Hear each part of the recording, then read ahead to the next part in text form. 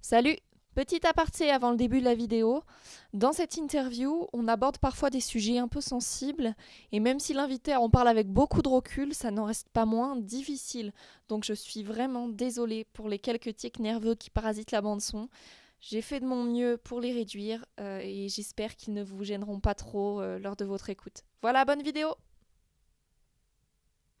Salut tout le monde, Céline! On se retrouve aujourd'hui sur Histoire de genre, le podcast où on parle de rapport à leur genre avec monsieur et madame tout le monde. Avant de commencer comme d'habitude, je tiens à rappeler que la vie n'est qu'un gros sac de nœuds que chacun doit expérimenter avec les moyens qu'il a pour avancer. Donc munissons-nous de la plus grande bienveillance possible pour accueillir ce nouveau retour d'expérience. Ce retour d'expérience, aujourd'hui va nous être apporté par monsieur Renaud. Bonjour Renaud. Salut. Je vais te poser quelques questions que je Ouais. pose à tous mes invités. Tu as le droit de répondre comme bon te semble, hein, forcément. Certaines questions te parleront moins que d'autres, parce qu'elles feront moins écho à ton vécu, simplement. Mais c'est pas grave si il y a des questions où tu réponds de façon très courte et d'autres où on parle pendant 20 minutes, il n'y a aucun souci là-dessus. Ok. Tu n'es pas dans l'obligation d'avoir réponse à tout, ni d'avoir réfléchi à tout, forcément. Même si t'es pas sûr de ce que tu dis, c'est pas grave, t'as le droit de t'exprimer et de te lancer sur... Ou de tousser à cause du virus qui va voilà, tous ou nous de ravager. tousser, voilà. Ah, je vais mourir du coronavirus à cause de Renaud. Voilà, vous Moi, je sors saurez... pas de chez moi, hein, ça va être dur, mais bon, ouais. Donc même si t'es pas sûr de ce que tu dis, tu as le droit de l'avancer. C'est pas grave parce que là on est juste là pour réfléchir et échanger ensemble, tout en sachant que de toute manière on n'atteindra jamais de vérité absolue. Voilà. Tu es prêt? Ouais. Yes. Alors est-ce que pour commencer tu peux nous te présenter en quelques mots peut-être ton prénom, ton âge, ton sexe, tes loisirs, tes passions, si tu vois d'autres choses. Renaud, homme, 38 ans. Les passions, ça dépend des moments. Ça dépend de l'état mental et ça dépend de l'énergie disponible à ce moment-là. Quand ça va plus être perdu dans la sphère virtuelle. Quand ça commence à aller mieux, je reviens sur le matériel et des trucs des fois plus stables. Mais autrement, sinon, le jeu de rôle quand même me plaît beaucoup, les jeux vidéo, la lecture, tous ces trucs-là. Ok. Alors, Et le dessin aussi. le dessin aussi. Ok. Est-ce que, pour pouvoir un peu se représenter la personne que tu es, tu peux nous parler un petit peu de tes parents éventuellement, voir dans quel univers t'as grandi? Dans quel univers j'ai grandi? Jusqu'à mes 3 ans, c'était avec deux parents. Processus classique des sociétés virilistes occidentales de mes couilles, avec un père surbooké, cadre, etc., dans des grosses boîtes. Ok. La mère à la maison qui fait la popote, le machin, tout ça. Et après, c'était famille recomposée, grosso D'accord. modo. Tes parents, ils avaient une religion? Alors, ma mère, c'est plus obédience catholique, de par Ok. l'éducation, mais elle n'est pas pratiquante. Et vu que je suis sous quand même relatif anonymat avec mon prénom, je peux le dire, mon père est franc-maçon. D'accord. Ce qui est Euh, une religion à la base. Est-ce que tu peux nous parler éventuellement de ton lien avec eux? Est-ce que vous vous entendiez bien quand tu étais petit et maintenant? Quand j'étais petit, c'était compliqué. Je me souviens pas d'énormément grand chose de quand j'étais petit. Pour ce qui est après et maintenant, bah, c'est quasi le néant. C'est à peu près comme tous les autres gens, je peux les oublier pendant très longtemps, ils l'ont mal pris. Donc du coup après tu t'isoles quoi. D'accord. Et entre eux, j'imagine que leur lien a évolué du coup vu qu'ils sont plus ensemble. Mais quel lien ils avaient plus ou moins entre eux? Toujours à se prendre la tête, à faire des coups de pute, à s'engueuler pour des questions à la con. Tu deviens un objet comme un autre dans les disputes d'après-couple, quoi. Des prises de tête, des trucs à la con pour venir te chercher pour les vacances, les machins. Non, il n'y avait pas grand-chose, pas eu vraiment jamais de dialogue. Les deux Ok. sont pas bien dans leur peau, de toute façon, à côté, donc... Comme ils étaient pas bien, ça clashait forcément entre eux parce que... C'est ça, et du coup, limite, maintenant, ils se parlent mieux parce que je parle plus à aucun des deux. Ah ok. Oui, ils se sont appelés et tout. Limite, là, maintenant, ils parlent mieux entre eux parce que bah, les années sont passées. Et puis que là, bah, ils se retrouvent tous les deux jarretés de l'autre côté de la barrière. Donc je sais qu'ils ont parlé, ouais. Par des Ok. sources indirectes. Et est-ce que t'as des frères et sœurs? Ouais. Donc, comme toute famille recomposée, c'est assez le bordel. J'ai un grand frère qui est d'une union d'avant moi. Et puis j'ai petit frère, petite sœur à côté qui sont arrivés après. Et puis j'en ai plein d'autres avec qui j'ai grandi, du moins pendant les vacances et Mm. autres, avec qui paradoxalement je me suis plus rapproché que mes propres frères et sœurs, qui étaient les enfants des différentes compagnes de mon père. Ok, d'accord. Ouais, il a monté des franchises, c'était cool. D'accord, ok. Et est-ce que tu te souviens un peu comment tu étais enfant? Est-ce que tu peux nous parler de toi enfant? Quel grand trait de caractère t'avais? Des choses qui te passionnaient? Des rêves? Euh, Assez calme, gentil en général. J'avais tendance beaucoup à garder mes pulsions, même d'agressivité ou de violence pour moi, et à les ressortir dans le sport, ce qui était assez sain. Ok. Les visions d'avenir, j'en avais pas, je vivais beaucoup au jour le jour. Mhm. J'étais incapable de me projeter. Constamment dans ma bulle, j'adorais l'apprentissage, la lecture, enfin tout ce qui était bulle imaginative, quoi. Ok. Tout ce qui était projection d'univers, etc. Et de construction mentale. Les maths, par exemple, étaient une grande passion. Après, ouais, il y a eu un gros changement à 13 ans. Pourquoi? Euh, Sur quoi? Bah parce que déjà, je pense que c'est le moment de la préadolescence, 12-13 ans, donc c'est le moment déjà où tu commences à changer un peu ta perception des choses, à remettre en cause des modèles parentaux. Mm. Bon, c'est des questions de survie de l'espèce, à mon avis, qui sont derrière, qui sont en jeu dans ce cas-là. Mm. Et comme d'hab, enfin, j'avais un côté de ma famille qui était vraiment très très friqué, donc on se retrouvait souvent dans des vacances assez luxueuses, quoi. Ok. Et vu que de l'autre côté, je vivais dans un milieu assez populaire, c'est à ce moment-là que j'ai pris vraiment un choc, quoi. Ça m'a mis ouais. Une J'ai- claque dans la gueule? Ouais, c'est ça, ouais. Ça m'a mis un stop à la bulle, quoi, en fait. Parce que là, je me suis rendu compte qu'il y avait vraiment des gros, gros soucis, des grosses inégalités. Et depuis ce moment-là, en fait, j'accepte plus. Ok, donc qu'est-ce que ça a changé en toi, cette prise de conscience en gros? Le peu de crédibilité que je pouvais accorder à la parole de mes parents, parce que je les trouvais pas forcément très évolués intellectuellement. Euh, Non, mais comme le reste de ma famille, hein, la plupart sont des abrutis, donc. D'accord. Enfin, c'est des gens qui sont pas abrutis, mais c'est des gens qui sont. À qui il faut pas demander grand-chose, quoi. Bah, peut-être qu'ils réfléchissent pas aux mêmes choses aussi, tu vois. Ils ont peut-être pas le même intérêt pour certains sujets que toi. Après, de là à dire qu'ils sont limités intellectuellement, je sais pas si. Bah, le problème, c'est que Enfin, je connais pas, quel mais. que soit le sujet dont on a parlé, en fait, les arguments suivaient pas, hein, dans tous les cas. Ok, Il n'y avait pas de travail de fond des arguments et autres, donc. Enfin, à mon sens, pour que ça soit rigoureux. ok. Et quand tu parles de n'importe quel sujet avec quelqu'un, le minimum c'est d'être rigoureux dans tes arguments. Mais bon, bref, après, ça c'est mes conceptions personnelles, je suis d'accord. Mais ouais, du coup, de ne pas avoir vu ça, enfin, ouais, ça m'a fait perdre le peu de crédibilité que je pouvais avoir dans ce qu'il disait. Donc, du coup, tu te retrouves assez seul face à pas mal de problèmes, t'écoutes plus personne, Hmm. et ça te casse tout rapport à l'autorité. Tu ne respectes l'autorité que parce qu'elle peut te frapper et être coercitive violemment, enfin physiquement à ton égard. Mais t'as plus aucun respect pour elle. Ok, d'accord. Attends, ça fait jeune, 13 ans pour. Parce que généralement, même si les ados, vers cet âge-là, ils remettent en cause l'autorité des parents, il y a quand même un côté. Enfin, un certain respect pour certaines choses et certains sujets qui vont pas remettre en Hmm. cause. Ça fait très jeune pour être un peu lâché dans la fosse au lion comme ça, parce que tu te rends compte que tes parents, ils ont pas toutes les clés en main et que, comme tout le monde, hein. Non, mais qui sont même les acteurs volontaires d'un modèle qui est destructeur et qui est Mm. inégalitaire, et qui met des gens dans la merde et qui laisse des gens à la rue. Tu te rends compte que chaque calorie que tu as bouffé de leur assiette a sûrement contribué à mettre des gens dans la rue et dans la misère ou à les tuer. Donc du coup, tu n'as plus aucune confiance. Wow. Désolé.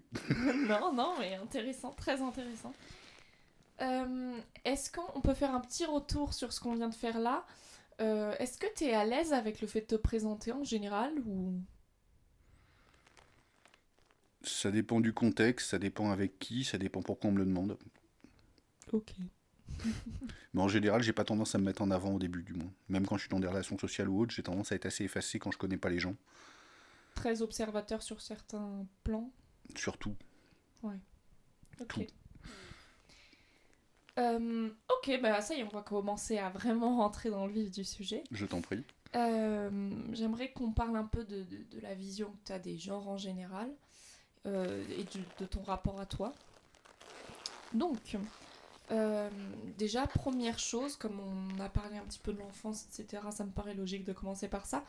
Pour certains, la division homme-femme, quand t'es petit, elle est relativement floue. Est-ce que c'est ton cas éventuellement ? De ce que je me souviens, elle a toujours été très claire. Est-ce que tu peux donner une définition de l'homme ? Qu'est-ce que c'est un homme pour toi ? C'est un être qui apporte des spermatozoïdes au processus de fécondation. Euh, c'est un être qui a disposé dans tous les modèles socioculturels quasiment, dans l'immense majorité, hein, de statuts qui sont très souvent perçus comme supérieurs ou autres, et qui le sont sur beaucoup de points, mais qui en même temps, mais ce statut contient en même temps, je me rends compte que ma syntaxe est pourrie, désolé, mais ce statut contient en même temps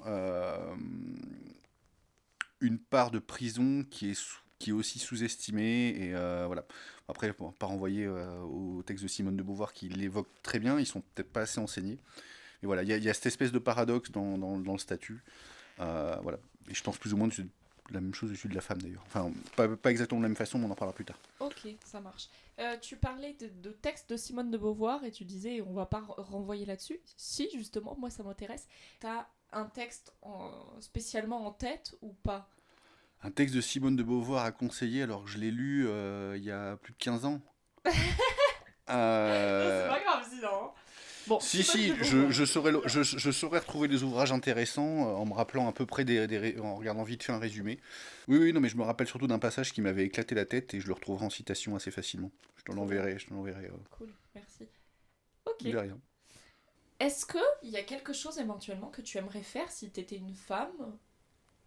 Waouh, si j'étais une femme à faire un truc de spécial, j'en profiterais pour assouvir plus facilement certains types de pulsions liés à un trauma. Ok. D'accord. Désolé, je suis peut-être précis et rapide, mais ouais. Non, mais... Non, tu es à la fois précis et extrêmement vague. C'est pour ça. Je renvoie tout à un autre sujet que j'ai essayé de minimum d'évoquer pour être synthétique au maximum. Parce que ce sujet-là, sinon, si on l'évoque là, on va partir en divagant et ça va couper de la question. Le but, c'est pas de suivre exactement à chaque fois le fil des questions que j'ai choisies. Ouais. C'est de rentrer dans le vécu de la personne et de s'adapter selon le vécu. C'est pas de poser exactement les mêmes questions à chacun. J'ai une base de questions que je pose, mais après, selon comment on discute, il y a d'autres questions qui vont popper comme ça que je poserai pas à d'autres invités aussi, tu vois. Ok, d'accord, désolé. Donc, j'essaie d'être strict dans le traitement des questions. Non, mais si tu as le droit, tout est intéressant en fait. Si tu veux parler de quelque chose, tu peux le développer. Il n'y a aucun souci, tu vois. Ok, je peux évoquer vite fait le trauma si tu veux, du coup. Mais si t'es à l'aise avec ça. Hein. J'ai eu le temps assez de travailler dessus pour arriver à l'évoquer de façon sans m'épancher non plus pendant 2 heures. Mais vu que ça a un lien avec la question, ça peut être intéressant. Ouais, non, en gros... Tu prends le temps qu'il te faut. Donc effectivement, t'as peut-être raison. Vu que la question et la réponse étaient un peu imprécises, je peux revenir un peu sur le trauma en lui-même. Ouais, quand tu as subi des attouchements avant, ça peut provoquer des comportements assez erratiques par rapport aux pulsions sexuelles, avec des cycles très différents et extrêmement polarisés. C'est-à-dire que ça peut aller du dégoût total à des comportements de type nymphomaniaque. Et du coup, on est dans une société où il est communément admis que, pour le meilleur et pour le pire, hein, je ne juge pas, mais qu'une fille attire plus facilement ou n'a pas grand-chose à faire pour se retrouver, on va dire, courtisée, pour rester aussi poli, pour le meilleur et pour le pire, encore une fois. Et du coup, ouais, si j'étais une femme, je pense que ça serait juste, cette partie-là de ma vie serait plus simple. Parce que moi, je suis soumis au même truc qu'une femme aurait vécu à ma place. Ouais. Sauf que si une femme laissait cours à ces pulsions-là, type nymphomaniaque, ouais, elle aurait une mauvaise répute, je pense, etc., etc. Mais il n'y aurait pas un côté problématique d'un point de vue légal ou autre, de passer Ouais. pour un harceleur ou autre, ce qui est encore pire à mon sens. Mm. Voilà. Après, justement, je pense que ça irait peut-être dans les deux sens, parce que quand tu es une femme, tu as cette facilité-là. Mais si tu essaies trop Mais facilement... c'est aussi... Non, c'est aussi...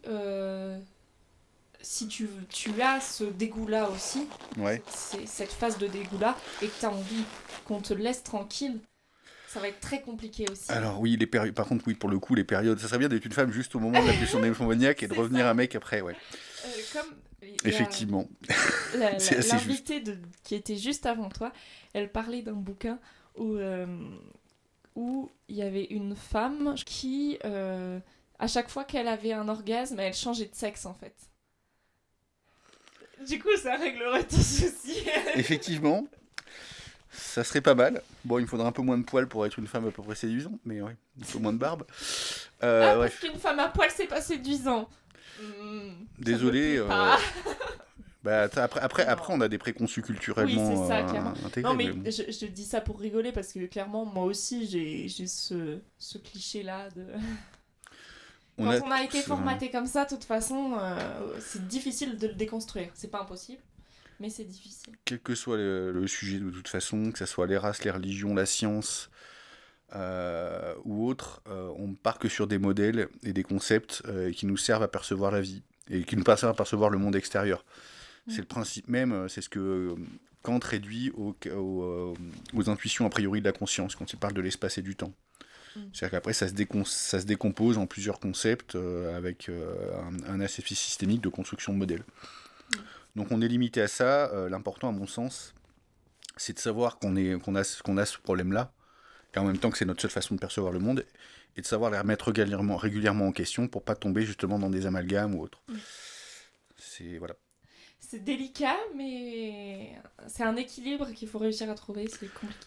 C'est ça, on peut tous devenir racistes, tous tomber dans l'amalgame, tous commencer à mépriser les autres pour des trucs à la con. On a tous cette capacité-là de par notre fonctionnement de perception de la réalité. Donc ça demande une remise en cause des modèles qui est quasi systématique. Et c'est pas qu'en science qu'il faut le faire, même si en science c'est vachement important aussi. Et que c'est pas assez fait. Est-ce que tu as des complexes ? Je déteste me déshabiller devant quelqu'un, je supporte pas ça. Je déteste qu'on me prenne en photo. Tout ce qui a à voir avec mon image directe, en fait, j'ai des soucis. Ce qui rend les phases du trauma où t'as des pulsions neuromaniaques assez dur à vivre, parce que du coup, c'est compliqué d'assumer ça dans ces moments-là, quoi. Parce que du coup, l'activation de ça, pour aller mieux, t'es obligé de t'affronter par des trucs qui te font aller plus mal, et c'est un peu un système de vagues. Ouais. Pas facile. Est-ce que il t'est déjà arrivé de te sentir diminué à cause de certains prérequis liés à ton genre ? Ouais, clairement, moi il y a certains boulots qu'on dédie aux femmes de base, je pense plus par des côtés en mode c'est rabaissant, c'est des boulots de merde ou autres, qui moi m'auraient paradoxalement plus intéressé que les boulots de mecs. Mais je me rêve des fois dans des boulots de secrétaire à la con où je ferais pas grand chose, j'aurais juste mon horaire là pour pouvoir me consacrer à autre chose à côté, tu vois. Et pas forcément un truc où t'as une position de pouvoir, une position de responsabilité ou machin, ou dans lequel on a, de façon culturelle, puis des fois systémique, des préjugés de genre. On projette plus des hommes à ce genre de poste-là. Dans la plupart des systèmes, enfin dans la plupart des secteurs, c'est le cas en tout cas, clairement. Et du coup, en fait, du coup, tu te retrouves à envier les meufs qui sont à leur petit bureau, machin. Bon, bah ouais, ok, ouais, écoute. Enfin, moi, le regard des autres, j'en ai absolument quasiment rien à foutre. Du moins sur le plan intellectuel et sur le plan de mes capacités. Donc, moi, d'être dans un coin où on me dit, bah, il est dans son petit taf et puis on va pas le faire chier parce que de toute façon, il sert pas à grand chose, je préfère ça, limite. Comme quand c'est dans le monde socio-professionnel, qu'on soit bien d'accord. Vu que de toute façon, l'implication avec ce système socio-économique, j'en veux un minimum. Je veux m'y consacrer qu'au minimum parce que ça me bousille et je déteste. Et donc, du coup, ça arrive que paradoxalement, des postes réservés aux femmes, moi, m'auraient plu. Mais c'est cool. Non, mais en vrai, je comprends tellement. Moi, par exemple, à mon taf dans lequel je suis, il y a plein de gens qui me disent ah, je pourrais pas le faire et tout. Et en effet, t'as juste à poser ton cerveau à côté et c'est pas. Mhm. Quoique moi, ça me plaît parce qu'il y a quand même du lien avec les gens et moi, ça, j'adore. Ouais. Euh, mais, euh, mais moi, ce qui m'intéresse dans ce taf, c'est surtout ce que je peux faire à côté, en fait. La preuve en est, on est Mhm. derrière des micros et. Mais c'est vrai que pour revenir là-dessus, il y a des tafs, ce genre de taf, donc l'aide à la personne ou les Le secrétaires, secrétariat, etc. ouais. Euh, Si ça va être une femme qui va y être, on va plus être en mode oh mon dieu, la pauvre et tout. Alors que si c'est un homme, il y a quasiment. Enfin, je sais pas si c'est que moi qui ressens ça, mais les gens vont juger de manière à dire oh bah il a raté sa vie ou tu vois, enfin il y a un côté un peu. Il y aura un côté sûrement un peu méprisant, et où ils vont se dire que le poste était plus important que ce qui se disait. Ça, c'est encore autre chose. Et ils n'auront pas du tout le même rapport. Mais bon, après, là-dessus, de toute façon, les gens, comme ils ne remettent jamais en cause les modèles de conception de la réalité qu'ils ont, et qui sont même pas conscients de ce fait-là, leur jugement doit pas forcément être pris en compte, même s'il peut faire mal. Enfin, à mon sens, moi, je le prends pas en compte, je le Mm. comprends tout de suite, et je fais, bon, bah, mon pauvre, reste dans ta bulle, remets Ouais, jamais en cause tu ce que tu crois. l'observes, mais tu. Tu le prends comme une donnée, mais c'est pas une donnée importante pour ta survie, c'est pas une donnée importante pour ce qui t'intéresse dans le fond. C'est juste dommage, quoi. Et il faudra œuvrer un jour pour que ça change. Mais c'est pas de façon en le reprenant et en le prenant de front et en t'énervant dessus que ça va changer grand chose, quoi. Mais ben, comme on le disait la dernière fois, je pense que ce genre de personne, de toute façon, si tu. Enfin, ce genre de personne, ça veut rien dire parce qu'en fait, ça arrive à tout le monde, mais. euh, une personne, tu la prends frontalement sur ce qui va pas ou ce qui est incohérent dans sa manière de penser, forcément elle va se braquer, c'est sûr, tu vois. Alors que si juste, sans amener ton avis à toi, tu lui poses certaines questions pour l'amener à voir ses incohérences, je pense que quasiment tout le monde est capable de se rendre compte que en fait ça pêche un peu sa manière de penser et remettre ça en question. Mais Hmm. il suffit de. Enfin, c'est un long travail. Hein. C'est quelque chose qui se fait sur la longueur. Hein. On est Euh, d'accord. Et de toute ouais. façon, je pense pas qu'il y ait de.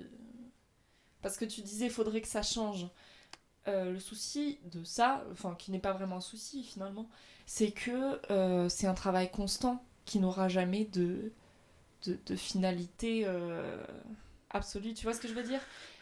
Ouais. On faudra toujours, toujours tout remettre en question parce que de toute façon, tous les paramètres vont changer en permanence, pardon, vont évoluer. Et le fait que ça évolue, tu auras forcément besoin de changer ta vision des choses. Bah, ça, c'est toujours la remise en cause après des fameux modèles. Il y a la capacité aussi de l'humain à oublier tout ce qu'il a, vu qu'on est un système de génération où forcément bah, on meurt tous un jour, donc après on transmet pas tous aux autres, tout aux autres, etc. etc. Cette donnée-là implique un combat politique réellement, alors pour plusieurs raisons, mais c'est l'œuvre d'un vrai combat politique. Mm. Euh, Effectivement, alors je vais rester d'abord sur ce que tu dis sur le fait de prendre frontalement ou pas les gens. Effectivement, c'est un travail de long terme quand tu es à ta propre échelle, à une échelle individuelle, ou tu es dans ta relation avec quelques personnes autres dans la société. Bon, alors c'est pas forcément si long que ça. Tu as des gens en fait, parce que quand tu es dans une approche assez platonicienne du dialogue, c'est beaucoup moins un souci. Les gens accouchent eux-mêmes de ce qu'ils ont à te dire. Tu n'as juste qu'à montrer les contradictions, et vu que tu t'es montré bienveillant après, tu ne seras pas perçu comme une personne mauvaise ou agressive. Et donc la personne est devant ses contradictions. Donc soit tu as des personnes très instables psychologiquement ou autres, et là, bon, généralement tu vas juste avoir un stop direct, elles vont te rejeter, et là, bon, tu les verras plus jamais, parce que tu les auras mis en danger par rapport à leur stabilité mentale et à la stabilité de leur représentation. Mais dans l'immense majorité des cas, vite, ils se rendent compte qu'ils ont fait des erreurs, qu'ils ont raconté des conneries. Euh, et au final, la progression, la persuasion peut être assez rapide. C'est de la manipulation, on est d'accord, hein, mais ça peut être perçu comme une forme de manipulation. Mm. Moi, je trouve pas que ce soit de la Hmm. manipulation. C'est vrai que tu restes... Ça dépend. Si tu faisais teinter ton avis à toi, Oui, oui, mais là, c'est juste montrer à la personne, regarde ça, ça a l'air un peu... Enfin, c'est un peu bizarre ce que tu dis quand même. c'est vrai. Tu te contredis sur ça, et tu lui dis pas forcément, il faut que tu penses comme ça. Oui, alors je corrige, tu as raison. C'est que ça les met, en fait, quand tu les mets devant leur contradiction après un processus de ce type-là, donc, dont je me rappelle même plus le nom d'ailleurs, putain, ce processus-là, je l'utilise tous les jours, je me rappelle même plus. Les processus d'accouchement de la vérité chez Platon, c'est la maïotique, voilà. Des processus de type maïotique, alors d'autant plus quand ils sont associés à des processus cathartiques. Les deux associés, tu mets les gens dans un niveau où effectivement tu montres leurs contradictions, ils gagnent une confiance en toi et tu les mets dans un état où déjà ils peuvent aller mieux, mais par contre où ils peuvent être manipulés. Parce que tu peux faire très subtilement derrière, jouer ton point de vue, tes avis, etc. C'est ce qui est utilisé dans les sectes, dans les partis politiques, voilà. Tous les politiciens tentent de faire ça, mais ils tentent de le creuser de façon inconsciente par de la com assez bébête, hein, en fait. Au final, actuellement, on a des dirigeants qui font très souvent ça. Notamment beaucoup par du non-verbal dans des discours. Mais effectivement, quand tu es face à la personne, à discuter avec elle, quand tu es à ce moment-là, si tu fais teinter de façon très légère ton avis, il va s'imprégner en elle parce que tu es sur une couche de son inconscient qui est extrêmement malléable à ce moment-là. Oui, mais c'est... Ah, faut pas le lui faire, on est poser ces d'accord. questions-là, ça peut amener à de la manipulation. Mais tu peux ne pas en avoir aussi, c'est ça que je dis. Oui, ça ne force pas la manipulation, tu vois ce que je veux dire? Ça la met dans un état où elle peut être manipulée si tu es quelqu'un qui a des mauvaises intentions. Clairement. Moi, je dis clairement, ça n'a jamais été mon but. Alors, je l'ai peut-être fait sans faire exprès auprès de personnes à des moments, parce que j'ai forcément mes avis qui ressortent aussi à des moments. Normal. Mais ouais, moi, je vois par exemple quasiment toutes mes ex-copines, beaucoup étaient dans des opinions très opposées aux miennes. Et à force qu'on vive ensemble, qu'on discute ensemble ou autre, et j'ai jamais été agressif sur ce sujet-là avec elle, à imposer mon avis, tu vois, à gueuler, je discutais vraiment au jour le jour. Elles sont toutes devenues très d'accord avec moi. D'accord. Donc je me dis que quelque part j'ai dû faire teinter mon avis aussi à un moment sans m'en rendre compte parce que ça reste mes convictions et que je peux pas m'en empêcher aussi. C'est normal. C'était pas un but de manipulation, des fois tu peux manipuler les gens inconsciemment sans t'en rendre compte, avoir une influence sur eux. Ouais, mais ça s'appelle plus de la manipulation puisqu'il faut que ce soit conscient. Oui, d'accord, oui, on peut appeler ça de l'influence, Voilà. au moins inconsciente. Merci pour cette petite digression très intéressante. Je t'en prie. Est-ce qu'à l'inverse, tu es fier de certaines choses chez toi? J'arriverai peut-être à être fier de ce que je ferai pour pas mettre à mon espèce de passé ce qui va arriver, là, les gros problèmes de changement qu'on va devoir affronter. Si j'arrive à construire quelque chose dans ce cadre-là, là, je me considérerais comme fier de quelque chose. Ouais, je suis un peu un reptile, désolé. Non, mais actuellement, il n'y a rien dont tu es fier de... Enfin, ça Non, peut mais être vraiment des petites choses. j'ai fait des choses que je perçois comme positives pour les autres, mais j'ai pas à en être fier. Même si j'ai aidé des gens à être allés mieux à des moments, même si voilà, je fais de mon mieux pour apaiser au moins leur douleur intérieure quand je leur parle. Être fier, c'est peut-être un mot fort pour ce que je... Et connoté culturellement, oui. Mais être content, tu vois, de certaines choses. Ah, être content d'avoir réussi à faire certains trucs, etc., sans s'en tirer de la fierté, mais d'être juste content et de se sentir bien par rapport à sa propre vie. Ouais, là, il y en a pas mal, oui. Voilà. Ok, d'accord, oui, c'était peut-être le terme qui bloquait, parce que philosophiquement, la fierté renvoie à beaucoup de choses.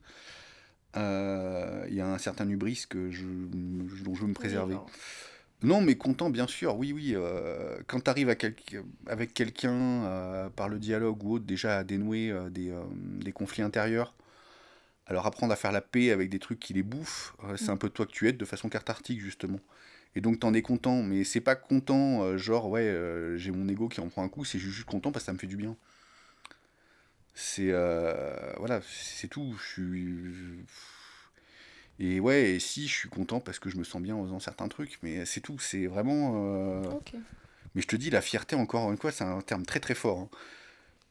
Et les gens en ressentent beaucoup pour pas grand chose au final, et il ferait mieux de se calmer très vite parce qu'ils vont se prendre un stop très très rapidement par la réalité dans pas longtemps, je pense. À la date du 15 après, mars, on est le 15 mars, c'est ça? Ouais.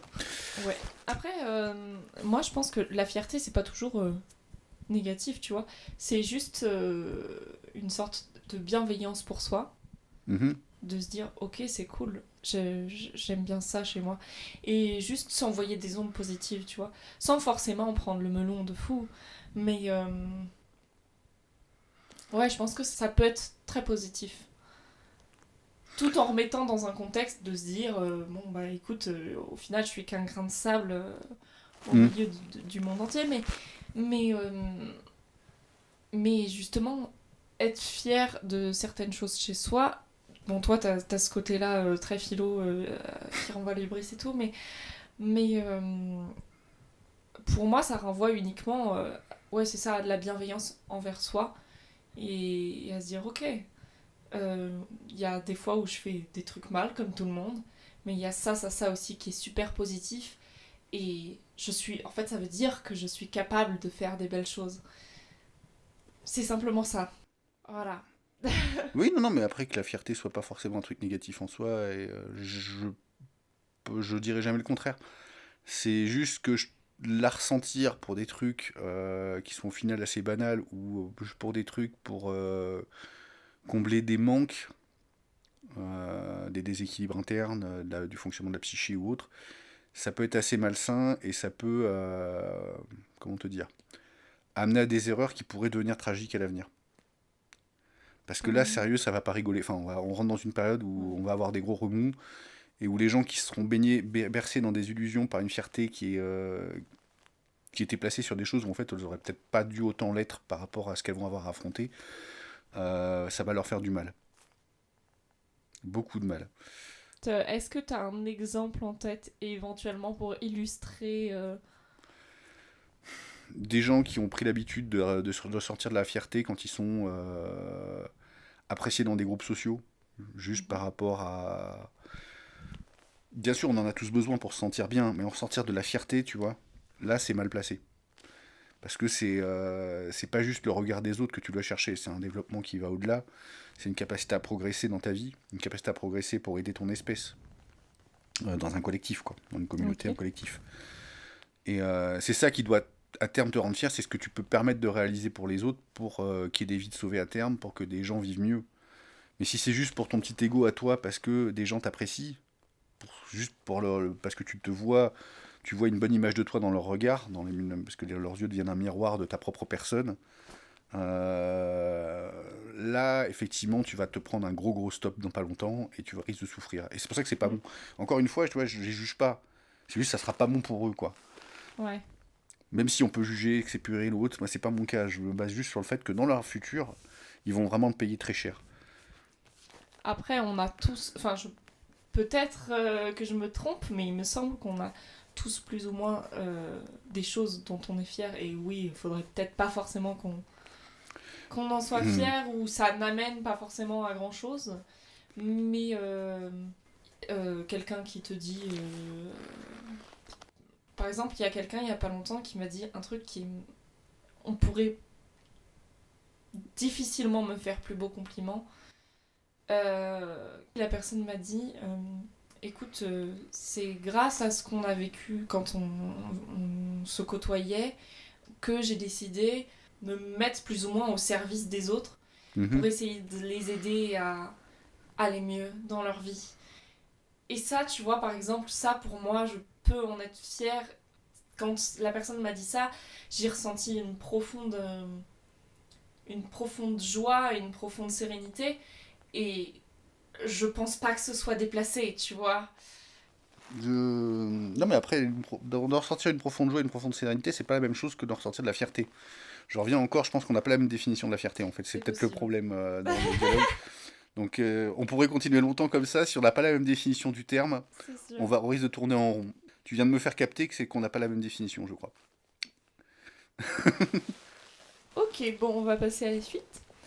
Oui. Euh, Est-ce que tu t'es déjà senti dans l'interdiction de faire quelque chose parce que tu étais un homme?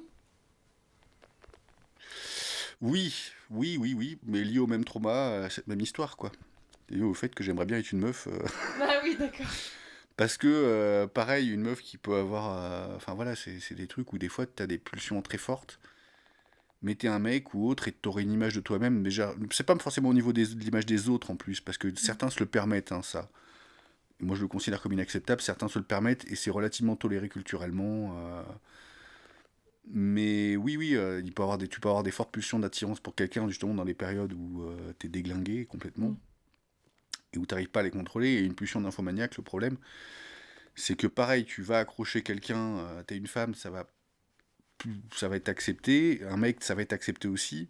Moi, je le tolère pas comme un... Parce que je trouve ça dégueulasse de faire ça, quoi. De faire quoi? Bah, d'aller faire le relou, grosso modo, quoi. Moi, ça, je me le permets pas. Bah, après, tenter sa chance, tu vois, genre tendre la perche, Hmm. c'est pas être relou. C'est si tu forces derrière que c'est relou. C'est ça. Le truc étant, c'est que je pense sincèrement que d'accrocher... Parce que le problème, c'est que les pulsions sont dures à contrôler. Donc, t'as toujours le danger de pouvoir tomber dedans si tu tentes quoi que ce soit, donc tu préfères te replier sur toi. Ok. Et je pense sincèrement qu'une meuf ferait ça, elle serait perçue certes négativement, mais beaucoup moins et beaucoup plus acceptée derrière que si c'est un mec. Ouais. Et dans tous les cas, Ok. moi j'en aurais pas la même image, tu vois, c'est une question de perception encore.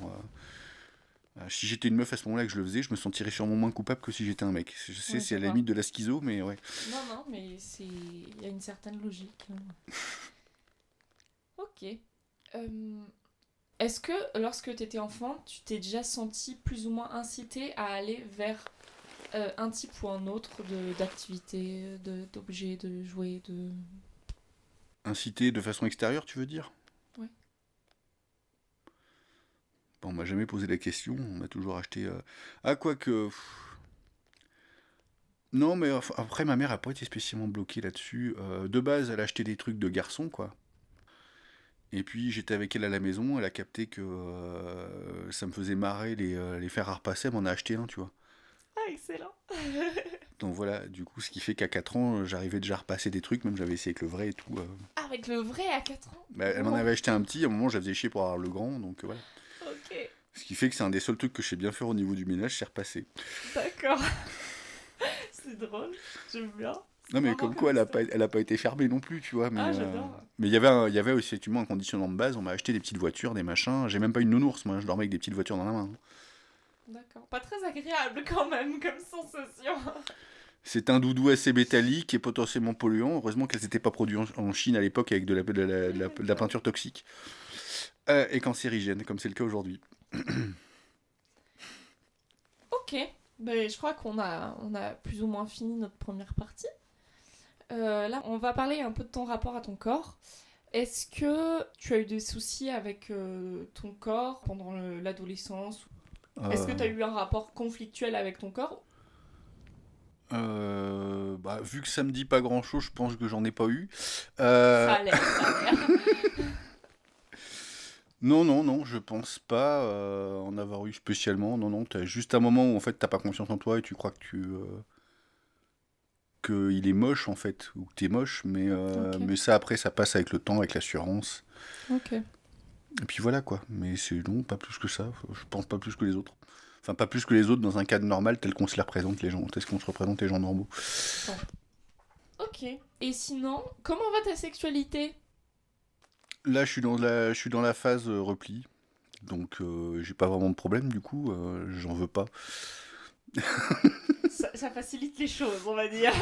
Oui. Et en général, c'est quoi ton approche de la sexualité?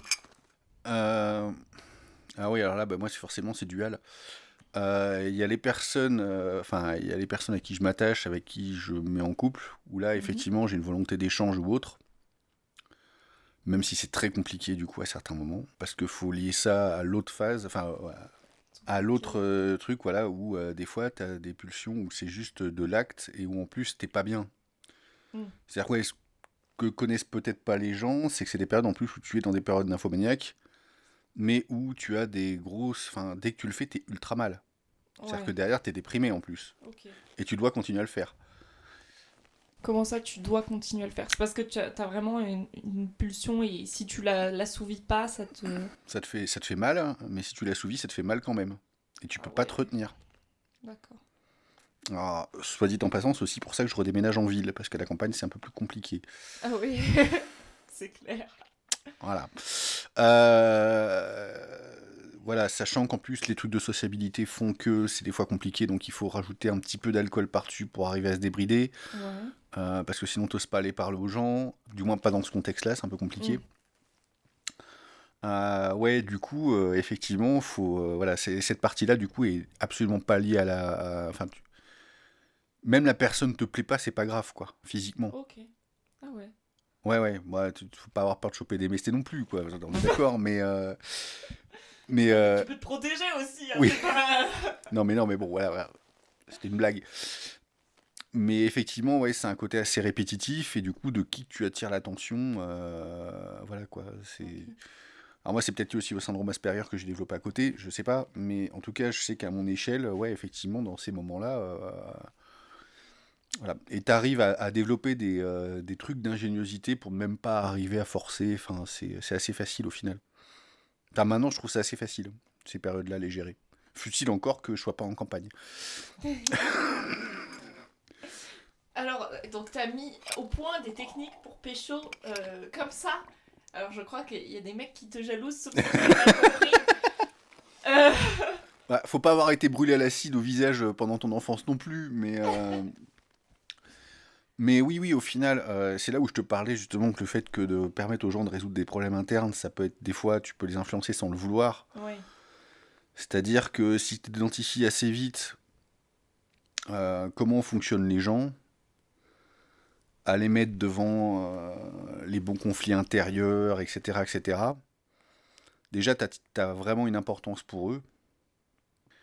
En fait, c'est absolument affreux, mais c'est-à-dire que tu mets la personne devant ce conflit, Mm. mais tu t'arrêtes avant de discuter de la chose qui pourrait la soulager. Du coup, tu peux créer un phénomène de dépendance à ton égard Ah ouais. qui fait qu'elle va être très mal, et là, t'es la bonne personne qui va la consoler. Ah ouais, d'accord. C'est un truc de putain de psycho-pervers, hein, je suis d'accord. Mais moi, après, dans le cadre de ces plus je peux pas faire autrement. Ouais. Mais Et après, tant que tu fais pas de mal à la personne... Bon, perso, je crois que... Bon, j'ai pas ces pulsions-là, mais je me sentirais pas de le faire. Mais après, tant que tu fais pas de mal à la personne derrière, c'est peut-être pas... J'en sais rien, en fait. bah, J'en sais après, ça rien. reste des potes. Donc, du coup, Ouais. tu lui donnes ce qu'elle a besoin après. C'est affreux, hein, mais bien sûr, tu vas pas la laisser en mode bah c'est bon, j'ai eu ce que je voulais. Mm. Et j'arrive même à le cadrer vu que je suis pas du tout bien derrière. Ça me fait une phase d'échange, etc. où la personne se sent quand même importante et traitée de façon. Parce que comme t'es pas bien du tout, tu bades vraiment. Donc cette personne, tu lui parles, donc elle se sent pas du tout servie comme un objet. Alors que ça a Mm. été le cas, en fait, dans la pratique. Ok. Mais du coup, tu t'es pas. Voilà, elle se sent pas abusée ou servie, elle se Lésée. rend même compte de rien. Et puis bon, bah derrière, t'inventes un truc en mode bon, bah ouais, désolé. Enfin, ou tu vas rester avec cette personne-là pour assouvir toute ta phase de pulsion, ou t'en auras deux, trois, quatre. Ça dépend aussi de comment. Ok. C'est des relations très éphémères. Ok. Et voilà. Mais ça m'est déjà arrivé, par exemple, de me mettre en couple avec des personnes avec qui j'avais eu ça. Que au final, tu te fasses surprendre toi en mode... Hmm, bien sûr. Ok. Donc voilà, ça dépend après. C'est déjà arrivé plusieurs fois. D'accord. Mais bon, elle savait pas qu'il pouvait y en avoir. Enfin, mais c'est même arrivé que je me mette en couple avec une alors que j'en avais deux à côté. Enfin, moi, ça m'est vraiment arrivé ça. Ah ouais. Dans le même phénomène. D'accord. Alors, même dans une grande ville, faut être discret. Enfin, Ça t'a pas apporté des soucis avec les deux autres? J'ai déménagé, hein. Ah ouais. D'accord. Mhm. Ok, ok. Donc, on en a déjà parlé, donc j'imagine que tu vas me redire la même chose. Tu imagines ta sexualité différemment si tu étais de l'autre sexe ou pas? Alors ça, je répondrai forcément avec des préconçus. C'est affreux cette question. Euh, Mais c'est normal, c'est que basé sur l'imaginaire en fait. Oui, oui, oui, oui. Voilà, C'est pas c'est. une question où tu peux Je, répondre quelque chose je ne de sais absolument pas ce que c'est. factuel, Je ne sais pas. tu vois. Ouais, je sais pas ce que c'est de faire d'avoir ce genre de relation quand t'es une meuf. Mais il faut pas. Justement, du coup, comme tu peux pas te baser sur des faits parce que tu l'as pas vécu, faut juste dédramatiser ta réponse parce qu'en fait, c'est juste. une hypothèse, tu vois, au final. Lancée comme ça. Oui, bah, à part ce qui a été évoqué plus tôt pour le fait que ce soit plus facile d'attirer les gens et que ça m'éviterait ce genre de contorsion psycho-intellectuelle dont je viens de parler. Non, je pense que ça serait plus chiant limite. Enfin, non, ce qui doit être différent, c'est le rapport au cycle menstruel pour les femmes. Ouais, non, il y aurait quand même une différence que je peux voir de façon rationnelle. Quel rapport ça avec la sexualité? Quel rapport tu fais Parce que une fille qui serait dans mon état, c'est que derrière, en plus, elle a à gérer les phénomènes hormonaux liés au cycle menstruel qui peuvent déjà jouer influer beaucoup sur sur... la libido, etc. Et je pense que ça doit être encore plus l'enfer à gérer, du coup, pour une femme. Ah, c'est possible. Ouais. Donc, quelque part, en fait, non, je préfère être un mec. En fait, tout court, là, c'est bon. Continue. La question me permet, moi, de me rendre compte de ça. Effectivement, si tu dois gérer une libido complètement brisée par des actes de violence subis sur ce plan-là, Mm. avec des cycles menstruels, je pense qu'il y a des moments, ça doit juste bouillonner, tu dois péter les plombs, quoi. Après, ça dépend des femmes. Il y en a qui sont extrêmement sensibles à certaines parties du cycle, mais d'autres qui c'est très léger, franchement, et tu le sens pas trop passer. Donc ça dépend, en fait, ça dépend tellement. C'est C'est pas ça, ouais. obligé. Non, mais c'est que moi, j'avais connu pas mal qui avaient des problèmes à la période d'ovulation ou autre. Enfin, Ouais. c'est le truc. Bah, d'ailleurs, ça, c'est un élément à prendre en compte quand t'es en phase nymphomaniaque. Le rapport au cycle menstruel des femmes, voir à peu près calculer les périodes d'ovulation pour rappeler, etc. Ça, j'ai utilisé aussi. Putain, mais c'est des trucs de psycho, là. Psychopathe. Je suis désolé, après, je suis un peu bloqué Non, mais là-dedans, ça j'ai me pas le fait choix. marrer. Ça me fait... Oui, non, mais en fait, j'ai l'impression que t'es dans genre un jeu vidéo, tu vois, et que tu resets à chaque fois. Ben non, mais je suis obligé. Donc, Ouais. tu prends tous les paramètres possibles. Ne me prenez pas pour un psychopathe, les gens, s'il vous plaît, qui écouteront, mais tu prends tous les paramètres possibles pour avoir ce que tu veux. Mais que la personne, voilà, tu n'as pas à lui prendre, c'est pas Oui, possible. pour pas non plus abuser de la personne. C'est ça. Parce que du coup, beaucoup de personnes qui subissent ça reproduisent l'acte pour cette Ouais, raison-là en général. ouais. Et C'est tu veux pas tomber là-dedans, donc t'es obligé d'inventer des stratagèmes. Ouais. exactement. Ok. D'accord, ben merci beaucoup. Je sais que c'est pas toujours évident d'en parler, donc J'ai pas mal travaillé dessus. C'est bon. ça se sent. Donc, toute petite phase que l'on clôture pour commencer à parler de ton rapport aux autres en général. Est-ce que tu peux me dire quelle place occupe autrui dans ta vie? C'est extrêmement vaste. Effectivement, c'est fait exprès, j'imagine. Oui. C'est pour déjà que ça permet d'interpréter comment la personne se dit, ne serait-ce que le mot autrui et qu'est-ce que c'est. Là, pareil, ça va être du coup sur plusieurs étages. Autrui, d'un point de vue direct, ça peut être très fatigant. Mhm. Pas de la faute des gens, moi c'est de la faute de ma perception et de comment j'arrive à gérer les relations sociales et les émotions. Je te dis, ayant une forme d'autisme léger, j'ai des problèmes à capter les émotions de base de la plupart des gens tant que c'est pas dans mon spectre d'intérêt immédiat, on va dire. Ok. Donc ça demande énormément d'efforts, ça demande d'analyser les expressions des gens, ça demande d'analyser leurs gestes, et de le lier avec un discours, etc. etc., etc. Donc leur réaction verbale à un sujet dans tel ou tel contexte, et de le lier forcément à leur À la mouvement, gestuelle. à leur gestuelle, à leur non-verbal, ouais. Et donc c'est très intéressant et c'est très fatigant. Donc voilà, à l'échelle personnelle, c'est ça. Donc il faut vite quand même avoir un repli, etc., etc. Mais c'est pas de leur faute, encore une fois, et j'ai envie de rester bienveillant à leur égard, ils y peuvent rien. Et je reste persuadé que l'autre, même s'il devient mauvais ou autre, la plupart des gens sont des gens qui sont bienveillants et qui veulent pas de mal aux autres. Et même ceux qui sont mauvais, à la base, c'est des gens qui ont été cassés ou autres, et qui ont souffert. Ouais. Y a personne qui est intrinsèquement mauvais dans ce Ouais. monde et qui naît ainsi. On est tous comme des êtres fragiles qui ont besoin qu'on prenne soin d'eux parce que on a un état de fragilité quand on est gamin, quoi. Un bébé, il peut pas survivre tout seul. Et d'ailleurs, cette période-là est très importante pour l'avenir psychologique des gens. Vu que C'est pour ça que je t'ai posé toutes ces Hmm. questions sur l'enfance. Ouais, bah oui, logique. Et le rapport au père et à la mère qui sont deux Exactement. personnalités fondamentales dans la construction de la personnalité. Exactement. D'accord, donc on est d'accord. Mais ouais, donc oui, il y a ça. Donc ce côté-là personnel, moi, qui est très particulier et qui est lié à ma perception des choses et à comment j'arrive à interagir avec les autres de façon directe tous les jours dans la vie sociale. Et puis après, il y a le rapport à autrui en tant qu'espèce, où je dois quelque chose à mon espèce. Et là, c'est là où je fais un choix purement subjectif, Mm. où moi, je pars du fait que si je suis en vie, c'est pour servir mon espèce. Voilà. D'accord. C'est pour ça que tu as tout ce côté-là. Tout à l'heure, tu parlais du fait que tu pouvais pas être fier tant que tu accomplissais pas quelque chose pour ton espèce. Exactement. D'où ce côté-là, d'accord. Et je suis là pour les aider, pour le meilleur comme pour le pire, parce que c'est pas dit qu'un jour, si l'humanité survit et arrive à pas quitter cette planète, qu'on n'ait pas d'autres problématiques morales sur la façon dont on traiterait d'autres êtres vivants intelligents qu'on rencontrerait. Ouais, c'est voilà, voir comment on s'occupe des animaux aujourd'hui. Je n'ose même pas Ouais. imaginer si on tombait sur une race extraterrestre ou autre un jour. Mm. Et quelle place tu laisses au regard des autres? T'en parlais un peu tout à l'heure, tu disais que t'étais plutôt détaché par rapport à ça, généralement. C'est pareil, ça dépend des phases. Période Ouais. nymphomaniaque ou autre, il va avoir de l'importance parce que je dois m'y fier pour un truc personnel.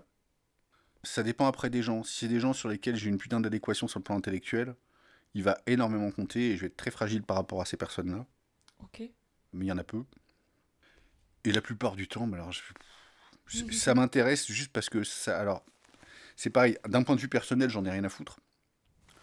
Parce que clairement, bon, bah ouais, bah écoute, ton avis est ton avis, mais il est brouillé par telle et telle chose, par tel et tel facteur. Tu Bon, vois bah voir les doses. voilà, c'est donc à titre personnel, il me touchera pas. Mm. Parce que tu vois à quel point bah, il peut être déformé et à quel point en fait il a pas de valeur sur ta personne. Par contre, il a par rapport aux conséquences systémiques qu'il aura, là, effectivement, il a une grande importance, et c'est là où j'en viens à l'importance du combat politique, d'instauration de champs culturels, etc., pour que les idéaux survivent au passage des générations, etc., etc., etc. Ok. Voilà. Le passage de genre, alors qui ça touche le genre ou pas d'ailleurs, hein, mais sur le genre, c'est très important, parce que les préjugés de genre, en fait, ça nuit énormément à la société. C'est-à-dire que ça nuit pas qu'aux femmes, parce que quand t'as des femmes qui sont rabaissées ou autres, ou des hommes dans d'autres trucs, hein, ça peut arriver dans d'autres, ou qu'on force par exemple aussi les mecs dans notre société à avoir des côtés virilistes qui les rendent des fois très très cons et stupides, on diminue le potentiel des gens et on empêche de prendre les gens qui ont le meilleur à des postes importants. Tu rabaisses des femmes juste parce qu'elles sont femmes, tu perds tout un potentiel intellectuel et de ressources pour ton espèce et pour l'organisation que tu vas donner, enfin aux structures qui vont l'organiser, On est qui est d'accord. juste énorme. Et donc en fait, c'est pas, moi je suis pas dans la logique forcément de me dire parce que c'est les femmes c'est plus important, parce que c'est les mecs c'est plus important. C'est pour tout le monde en fait. C'est une lutte dans le genre pour la négation des genres entre guillemets en termes de concept culturel. Et voilà, donc il y a une vraie théorie d'efficacité, etc. Et c'est pas pour rien que de toute façon l'abolition des hiérarchies de genre, elles vont avec le reste de la lutte politique. Ça s'est vu en 68, ça s'est vu dans quasiment tous les grands mouvements ouvriers.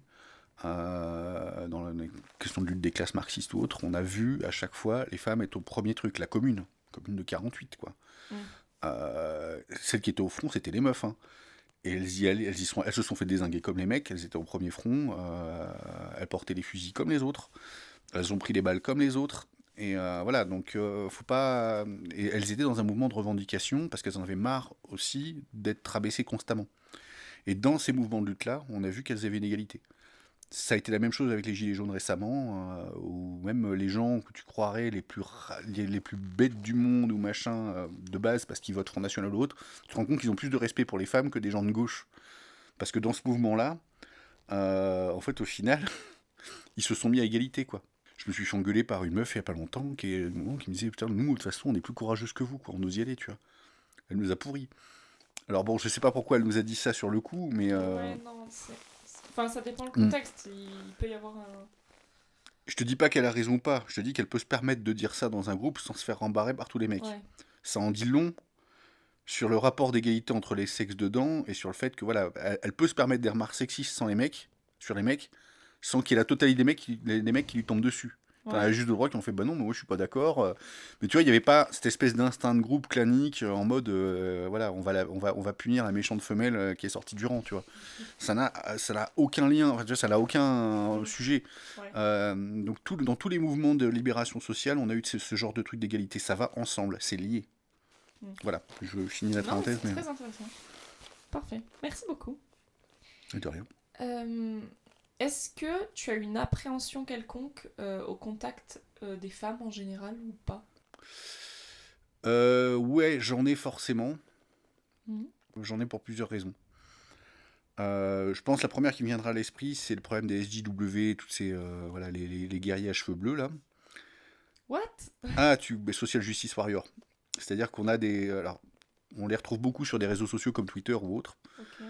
C'est-à-dire j'ai aucun problème avec le féminisme en soi-même. Enfin, je pense que parole quand même parle pour moi là-dessus. J'ai le problème avec certains groupes de féministes qui sont extrêmement agressives et plus particulièrement quand elles sont regroupées sur des réseaux comme Twitter ou autres où tu vas avoir un préjugé que tu vas exprimer de façon inconsciente, elles vont te tomber dessus, mais ultra violemment. Mm. Et ces personnes-là, en fait, amènent à antagoniser beaucoup trop le sujet, plutôt qu'à le ramener à des problématiques dont on a parlé précédemment. Ouais. Elles ont une influence très toxique sur le traitement de ce sujet-là, en faisant quasiment une identité. Et c'est là où je trouve ça stupide. C'est-à-dire que c'est, voilà, je suis femme, je suis transgenre, je suis machin, je suis... Limite, c'est plus important que ton appartenance en tant qu'être humain, je trouve ça con, en soi. Parce que c'est une forme de communautarisme qu'on peut retrouver et ça nuit à l'unité de la communauté humaine, etc. etc. Mm. Et du coup, ouais, j'ai cette appréhension quasi systématique à cause de ces personnes-là. À cause de ce qu'elles posent comme poids moral, parce que t'es un connard d'homme blanc, si je sais pas quoi. Ah, donc à chaque fois Euh, que tu abordes une femme, t'as peur qu'elle te... j'ai peur d'avoir une remarque à un moment qui soit basée inconsciemment sur un préconçu Ouais. que je ne contrôle pas, et de me retrouver mise à l'amende, et du coup, ça me panique, ouais. Ça me panique Waouh. beaucoup, et du coup, j'ai ce D'accord. blocage-là de base en mode il faut que je reste froid, il faut que je reste distant, mais Ok. respectueux, et le temps de voir comment la personne elle réagit par rapport à moi, pour être sûr de ne jamais être interprété comme quelqu'un qui va l'emmerder, l'impacter, Mm. l'oppresser ou autre. Ok. Et ça, j'y ai réfléchi il n'y a pas longtemps, je me rends compte que c'est à cause de ces personnes-là, D'accord. donc des groupes de féministes toxiques, j'étais au contact encore de certaines personnes comme ça il n'y a pas longtemps, Mm.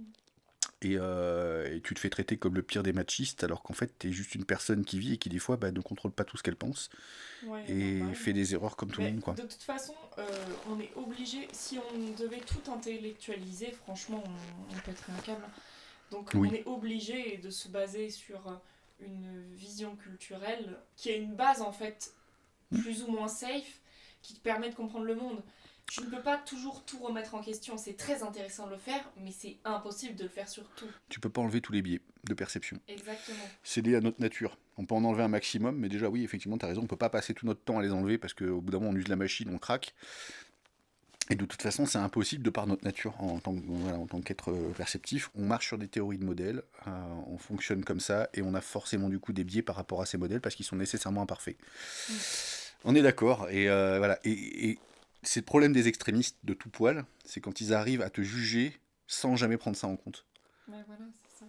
Même quand c'est contre la lutte contre l'oppression. C'est ça que j'appelle les JW en général, et c'est comme ça qu'ils sont appelés, et en plus ils renforcent l'extrême droite et des milieux très machistes et très compliqués derrière. Donc c'est des gens assez toxiques. Voilà. Et tu sais que c'est pour ça que j'ai créé Histoire de genre. Au départ, je voulais parler de féminisme frontalement, et je me Mhm. suis rendu compte que, à cause de ces femmes-là, et des hommes, parce qu'il y a quelques hommes, mais ils sont plus Mhm. rares, il y a une crainte, mais autant des femmes que des hommes, même si c'est plus les hommes, à parler de ces sujets-là, il y a une crainte qui s'est développée. Et moi, c'est pas ça que je veux, c'est juste parler justement de la construction sociale, de pourquoi les genres, pour les auditeurs, le genre, c'est différent du sexe.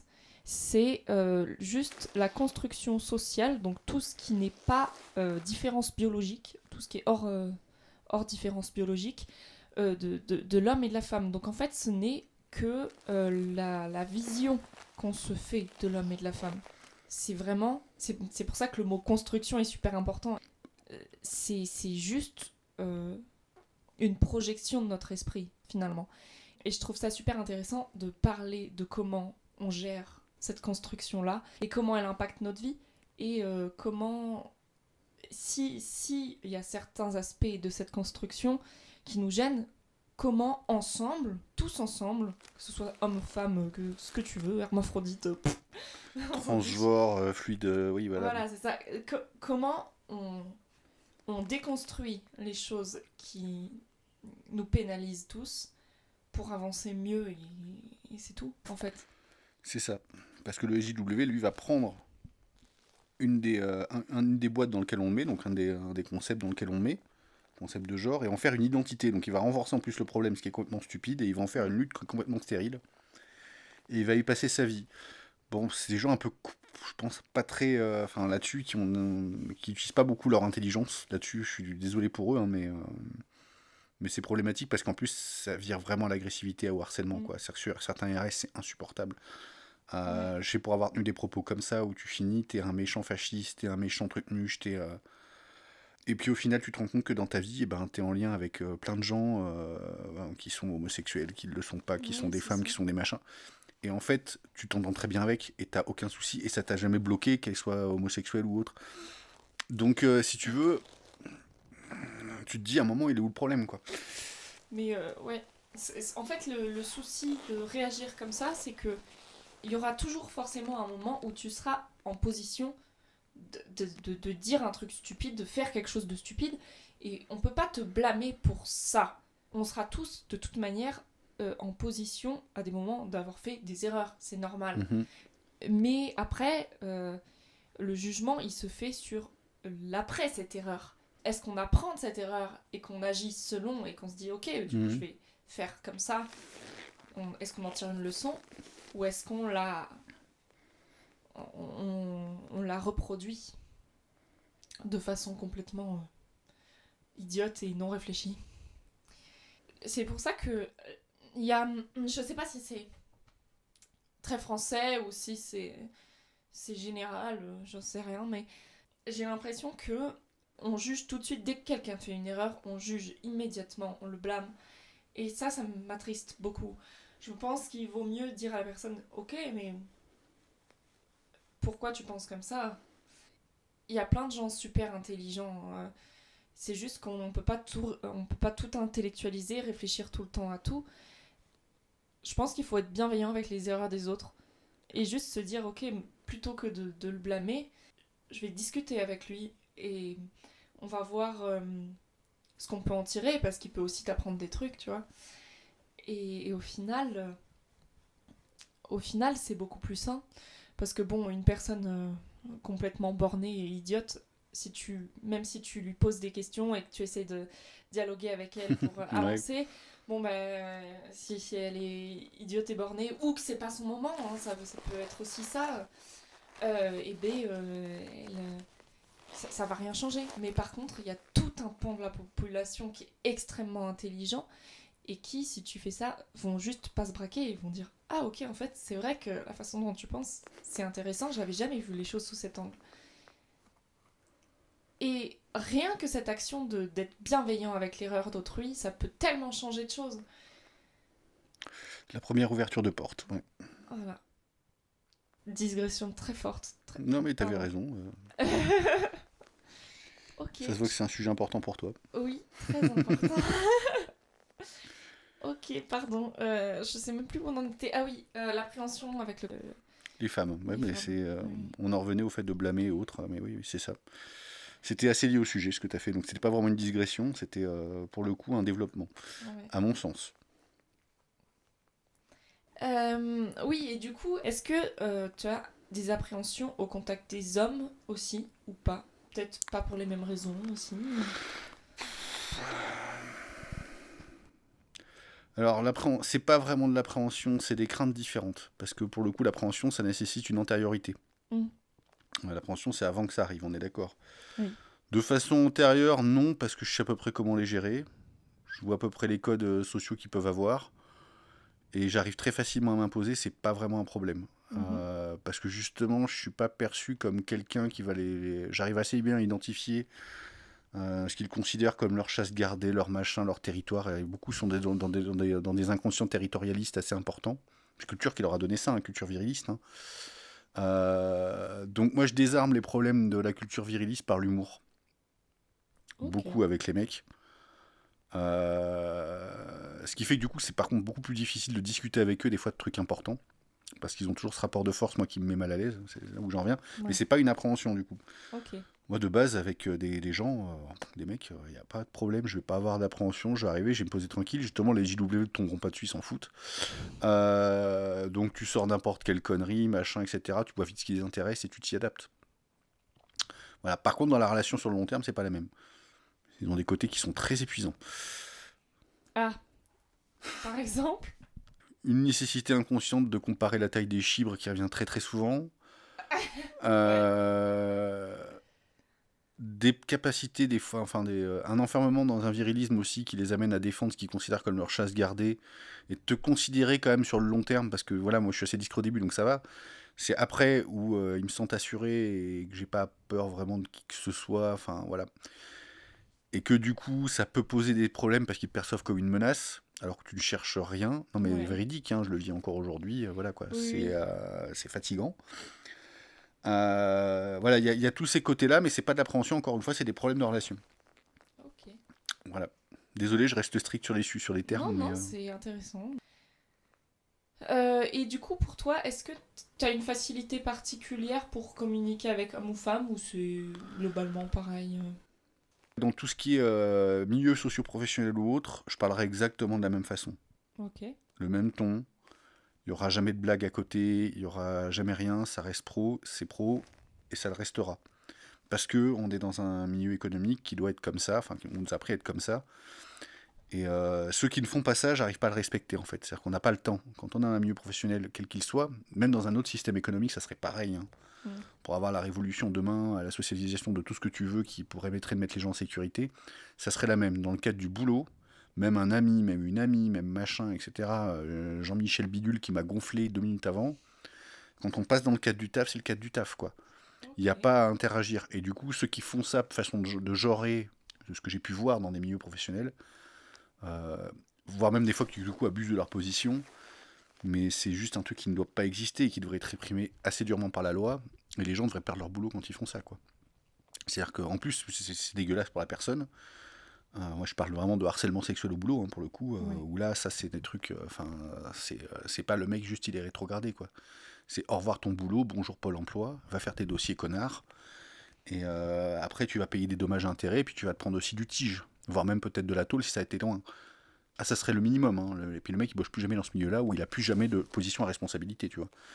Mm. Clairement, voilà. Donc, Ça ouais, calmerait.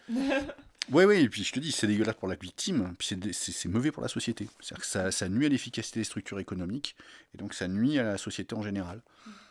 Donc de tous les côtés, c'est un truc à bannir. Donc voilà, moi je ne saurais me permettre dans le cadre du boulot aucune femme, homme, gay ou autre machin, je n'en parle pas. Ça n'a pas à rentrer en ligne de compte. Mm. On est juste des humains. Individu, ouais. C'est Voilà, clair. il y a les capacités, l'intellect de l'un et de l'autre, et voilà. Ok. Bon, on est parti de ton vécu pour aller sur des choses plus générales. Mais là, on va rester sur le général. Ok. Euh, Dans ton cas, est-ce que tu trouves des avantages au patriarcat ou pas?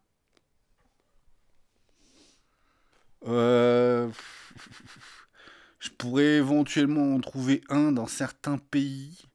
Et c'est pas du tout pour justifier, c'est juste que je pense que tu prends un pays comme l'Afghanistan par Mm. exemple, dont les structures sociales plus ou moins remontent à celles de période médiévale. Le seul avantage de ça, mais c'est en tant que système et dont le patriarcat fait partie, c'est que là, tant qu'il est maintenu et qu'il s'effondre pas trop vite, ça évite aux gens de péter les plombs, sans les juger et changer de quoi que ce soit. D'accord. C'est-à-dire que là, si on arrivait à une je veux dire, tu prends l'Afghanistan d'aujourd'hui, où les gens ont vraiment des mentalités que nos ancêtres évoquent médiévales. C'est vraiment ça l'Afghanistan, hein, dans la Ok. plupart des zones tribales, parce que bah, c'est des gens qui n'ont pas d'accès énergétique quasiment, gens qui ont très peu d'accès à l'eau, qui vivent dans des milieux très durs, etc. Donc ça amène à des cultures hard et qui n'ont jamais eu l'accès énergétique comme nous on l'a. Mm. Et donc voilà, dans des structures où justement où ils sont comme ça, s'il y avait trop de, ça se cassait trop, je pense que ces populations finiraient par se taper dessus et ça ferait beaucoup de morts. C'est éventuellement le seul que je pourrais voir. Et est-ce que tu vois des inconvénients? Bah, comme dans toute inégalité, c'est le terme d'une injustice et d'une inefficacité pour l'espèce. Donc oui, enfin, là, il y en a. C'est celui-là et il est ultra général, quoi. C'est pas une voie pour l'humanité. On n'évoluera pas comme ça à l'avenir, en tout cas, hein. Ok. Sur le long terme. C'est pas voué à survivre. Ok. Surtout vu ce qui se passe aujourd'hui. Là, je vais faire écho à quelque chose que tu disais au tout début. Je t'en prie. Et je trouve très intéressant, mais que j'ai pas approfondi au début pour Mhm. en parler là. Le patriarcat, plutôt avantage ou prison performative pour les hommes? Dépend de leur sensibilité. Ça dépend de leur inné et de leur acquis, en fait. C'est un désavantage si t'es de façon innée très très sensible, parce que tu vas en souffrir toute ta vie. Parce qu'il faut toujours avoir l'air fort, l'air machin. Et encore, si t'es intelligent et si t'es sensible, c'est que t'es intelligent, donc t'arrives à t'y adapter. Mhm. Donc je pense pas, non, c'est vraiment un avantage. D'accord. Parce que oui, tu peux en souffrir, etc. Mais c'est surtout les plus sensibles et les plus intelligents qui en souffriront le plus. Mais ils sont les mieux armés pour y faire face. Aussi. Pour savoir déjouer par l'humour. Pour savoir, je sais pour le savoir, pour avoir bossé moi avec des gens, même d'ici, où des fois c'est vraiment très rentre-dedans. Une bonne blague bien placée, intelligemment, au bon endroit, tu te casses tout de suite la vitre, enfin la glace, et, dans un rapport commercial pour vendre tes services. Et ça passe, quoi. Ok. Est-ce que poursuivre l'égalité des sexes, c'est un idéal inatteignable? Bah, il l'est, dans l'absolu, oui, il l'est forcément. Mhm. Parce qu'on aura toujours, t'auras toujours trois clampins. Mais il est atteignable en termes systémiques et sociétal et social de façon évidente. J'en reviens. Il sera corrélé à tout combat politique qui sera vraiment émancipateur. Et il sera dans un modèle futur, je pense, entériné par ce qu'on appelle des générateurs culturels, c'est-à-dire des écoles, des instituts culturels tels qu'on peut avoir, enfin qui existent déjà pour d'autres raisons, où ça va être voilà, ou l'intégration dans des programmes scolaires, dès le plus jeune âge, je pense. Est-ce que le fait que cet objectif soit atteignable, oui ou non, au final, est-ce que ça a de l'importance? Pour les 2-3 clampins, ils resteront dans des petits problèmes marginaux, on s'en bat plus ou moins la race. Non, mais c'est voilà que tu peux pas faire, il y a aucune structure parfaite qui fera que tout le monde va être nickel du jour au lendemain. Mais si ça touche assez de la population pour devenir une réalité, c'est-à-dire que la société ira mieux. Donc oui, c'est important. C'est important, c'est très important. Je te dis, pour moi, c'est corrélé à la lutte contre les inégalités et à l'établissement d'un modèle qui va nous permettre d'affronter les problèmes écologiques et autres derrière, hein. Quel que soit l'endroit, on va avoir besoin d'avoir une structure qui soit béton, hein. Donc que les femmes les plus intelligentes, elles puissent être mises en avant comme les mecs, hein. Ouais. Sinon, on est dans la merde. C'est tout. Moi, je me réduis vraiment de façon très pragmatique, hein, souvent. Du coup, est-ce qu'une division par genre te paraît vraiment cohérente? Elle me paraît pas cohérente, elle me paraît toxique en plus. Yes, merci. Je resterai là-dessus. Ok. As-tu déjà fait quelque chose qui pour toi était sexiste, que t'as regretté ou quoi, que ce soit envers toi, envers quelqu'un de ton sexe ou du sexe opposé? Des trucs sexistes, ouais, j'en ai fait parce que on est des esprits qui évoluent avec le temps.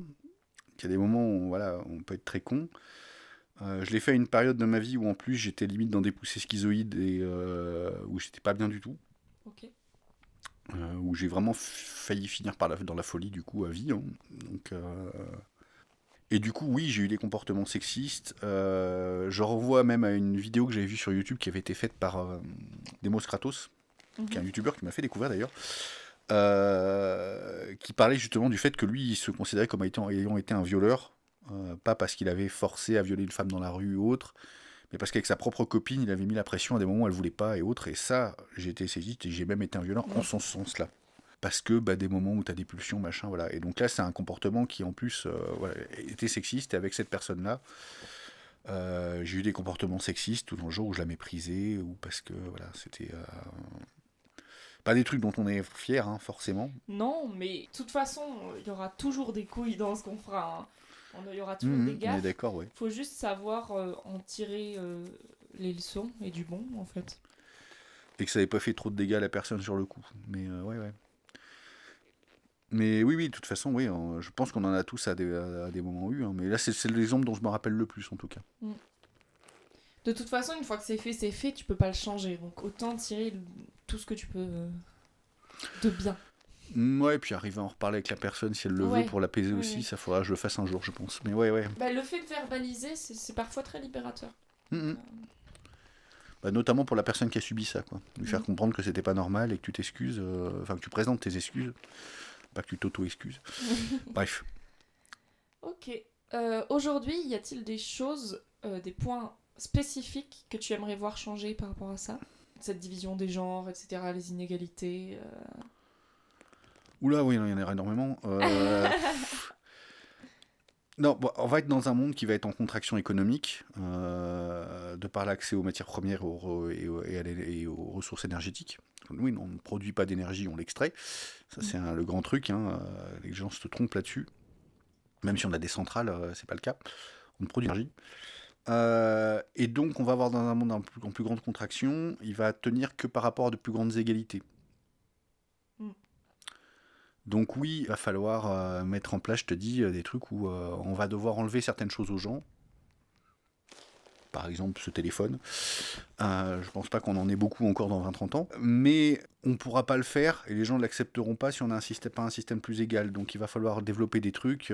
Et donc, voilà, notamment, et du coup, je pense que les femmes, en général, si on fait passer une vraie égalité, vraiment de traitement complet, c'est-à-dire payer à salaire égal, ça veut dire la mise en place de générateurs culturels dont je parlais avant qui apprennent vraiment à ne plus faire de différence, etc. Je pense que ça pourra aider d'avoir une égalité. Et en plus, ça permettra d'avoir des structures plus efficaces. Maintenant, bon, ça va comme le reste, ça va comme la socialisation du domaine de la nourriture, du logement, où il va falloir garantir à chacun, s'il travaille ou qu'il travaille pas, d'avoir un logement, de quoi bouffer et de quoi se soigner, quoi. Si on sanctuarise ça et qu'on baisse un peu le reste, ça passera, je pense. D'accord. Et l'égalité des sexes en fait partie, du coup. Donc c'est pour moi un des 4 piliers de la révolution, voire 5. D'accord. Ok, merci beaucoup. De rien.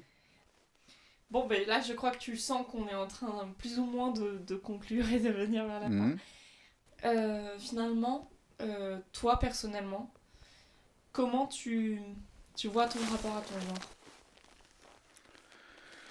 Comment je vois mon rapport à mon genre ?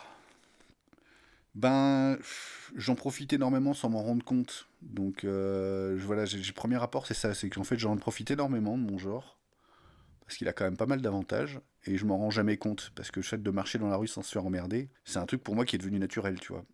Donc, il a fallu que je sois au contact de pas mal d'amis ou d'ex-copines ou autres, qui soient des féministes dites radicales. En radical, merci le mot valise qui veut rien dire. Hein. C'est juste qu'en fait, quand tu vas vraiment peut-être au fond des choses, voilà. C'est pas de la féministe Twitter, c'est pas de la féministe à la Marlène Schiappa qui fait 3 trucs dans un ministère à la con, c'est la féministe radicale qui te parle de ce qui est en lien avec une lutte politique, quoi. Comme peut l'être un écologiste ou un anticapitaliste. Voilà, donc pour avoir parlé avec ce genre de personnes, je me rends compte que le fait de marcher dans la rue pour aller chercher mon pain sans me faire casser les couilles par un relou, voilà, je crois que la seule fois que j'ai connu vraiment ce qu'ils appellent le manspreading, je crois, enfin, le fait de se faire emmerder par des mecs, moi ça a été avec un gay qui m'a saoulé, tu vois. Ça m'est arrivé une fois dans ma vie, il m'a gonflé, je l'ai regardé avec des yeux ultra noirs en mode je vais te casser en deux mon pote si tu continues, et ça s'est arrêté, tu vois, parce qu'il m'a vraiment gonflé, il voulait pas comprendre, quoi. Et c'est relou, hein, quand ça arrive, le mec il était bourré, il avait pas compris, une fois, 2 fois, 3 fois. Voilà, moi j'avais la carrure pour lui faire comprendre que c'était stop, quoi. Oui, parce qu'une fille n'a pas forcément. Et si elle est dans un groupe où elle connaît pas des gens qui sont proches d'elle, ou autre, où elle n'est pas en sécurité, ça peut même être normalisé cet acte-là. Donc voilà, le rapport à mon genre, je te dis, je pars du fait que j'ai plein d'avantages, mais je m'en rends jamais compte parce que c'est devenu naturel. Okay. C'est surtout ça le rapport que j'aurai à mon genre. D'accord. Ben merci déjà pour toutes ces réponses très intéressantes. Merci et pour toutes l'échange. ces digressions que tu n'as pas l'habitude de faire, mais qui sont quand même très intéressantes. Est-ce que tu veux faire une petite pub pour quelqu'un ou quelque chose que tu trouves intéressant ? Quelqu'un ou quelque chose que je trouve intéressant. Putain, il y en a plein des choses. Euh, Non, franchement, bah, j'en ai parlé tout à l'heure, mais bah, il y a le bouquin dont je voulais parler là bon, qui est lié pour le coup au genre. Et vraiment aller voir la vidéo de Julien Demoskratos, je crois que c'est Je suis un violeur ou un truc comme ça avec un point d'interrogation où il discute avec des féministes radicales, enfin, dites radicales. Ok. Celle-là est vraiment très intéressante et puis il fait quand même un boulot assez fort et il est pas bien en ce moment ce mec donc il a une grosse période de dépression parce que bah, il se rend compte que la lutte politique ça implique d'être mal. Donc il a besoin de soutien et franchement non, allez découvrir son travail, il le mérite. Ok, éventuellement, je mettrai un lien vers la vidéo. Hmm. Faut que j'y pense, mais... Est-ce que tu as des suggestions, éventuellement, d'invités pour Histoire de genre? Euh, Si j'ai une idée sur une personne, mais c'est pareil, enfin je connais qu'un pseudo sur internet, mais qui est très intéressante sur ce sujet-là. Ok. Ah, dernière chose. Est-ce que tu peux juste faire un retour sur ce qu'on a fait là? Comment tu t'es senti avant, pendant, maintenant aussi, après? Bah là je ressens plus l'agoraphobie pour l'instant, donc c'est bien. Euh, Non, ça m'a permis d'évoquer, peut-être de structurer un peu plus, je me sens peut-être mieux là-dessus, ça m'a permis de structurer peut-être un peu plus les liens entre ma pensée politique et les problèmes de d'abus sexuels que j'ai pu avoir à des moments. Ok. Ça s'est pas vu, ça s'est pas retranscrit dans mes paroles, mais ça s'est retranscrit dans ma tête par d'autres pensées. Et qu'est-ce que tu dirais à quelqu'un qui sait pas trop s'il veut venir ou pas, qui aurait des choses à dire ou qui pense qu'il a envie de venir parler, mais qui soit il sait pas si c'est intéressant ce qu'il a à dire, soit qu'est-ce que tu dirais? S'il pense que son avis est pas intéressant, il se trompe, on va avoir besoin de l'avis de tout le monde pour progresser. Si il ose pas parler, là c'est un autre problème, mais a priori t'es quand même quelqu'un qui met assez en confiance. Vous êtes les bienvenus. On a pris un petit thé là avec des gâteaux, donc si vous venez, vous aurez le même traitement. Voilà. Bon, à très vite. On vous souhaite le meilleur. Bisous. Tchou tchous.